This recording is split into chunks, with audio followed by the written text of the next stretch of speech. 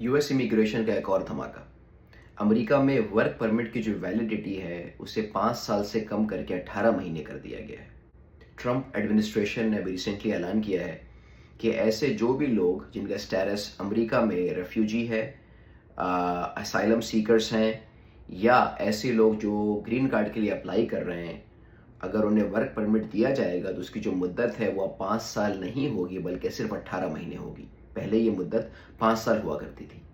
दिसंबर के बाद से जो भी लोग अप्लाई करेंगे उनकी जो वर्क परमिट की वैलिडिटी है वो सिर्फ 18 महीने होगी।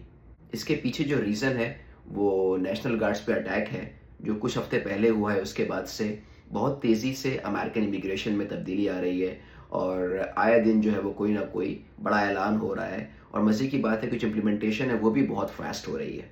यूएस इमिग्रेशन का कहना है कि वर्क परमिट की मुद्दत कम करने की वजह से जो एप्लीकेशंस हैं या एप्लीकेंट हैं उन्हें मोर फ्रीक्वेंटली इवेलुएट करने का मौका मिलेगा, जिससे नेशनल सिक्योरिटी थ्रेट्स जो भी हैं उन्हें एड्रेस करने में आसानी होगी।